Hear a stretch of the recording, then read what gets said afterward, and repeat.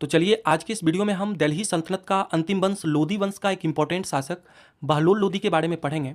देखिए बहलोल लोदी 1451 ईस्वी में लोदी वंश की स्थापना किया था और याद रखिएगा यह भारत में प्रथम अफगान राज्य की स्थापना इसी ने किया था। ठीक है, भारत में प्रथम अफगान राज्य की स्थापना करने का श्रेय किसको है? बहलोल लोदी को है। काफ़ी इंपॉर्टेंट है। ठीक है, देखिए बहलोल लोदी बहलोल शाह गाजी के नाम से दिल्ली के सिंहासन पर बैठा तथा अपने नाम का खुतबा पढ़वाया था। ठीक है, किस नाम से दिल्ली की गद्दी पे बैठा था? बहलोल शाह गाजी के नाम से। ठीक है, देखिए इसकी महत्वपूर्ण विजय जो थी वह जौनपुर की थी। इसने जौनपुर को दिल्ली सल्तनत में मिलाया था। देखिए इसने बहलोली नामक चांदी का सिक्का चलाया था जो उत्तर भारत में अकबर से पूर्व विनिमय का मुख्य साधन रहा। ठीक है, इसने बहलोली नामक चांदी का सिक्का चलाया था, ये काफ़ी इंपॉर्टेंट है।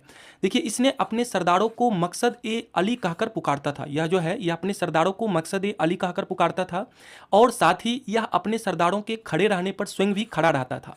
ठीक है, मतलब सरदार अगर खड़ा रहे तो ये भी खड़ा रहता था।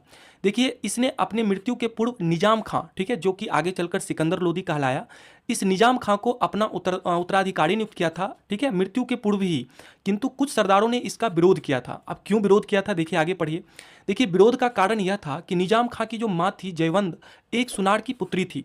ठीक है, जिस कारण से निजाम खां का विरोध हुआ था।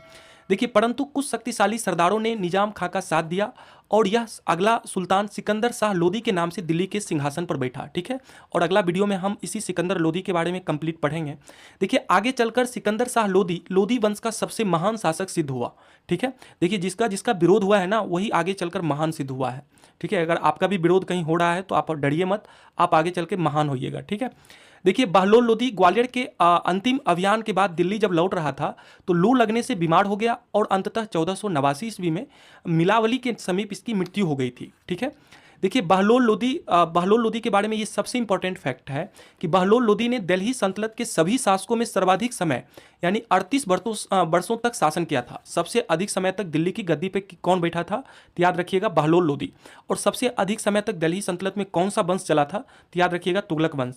और सबसे कम समय तक कौन सा वंश चला था? तो याद रखिएगा खिलजी वंश। ठीक है, तो चलिए इस वीडियो में इतना ही रखते हैं, फिर हम मिलते हैं आपसे नेक्स्ट वीडियो में।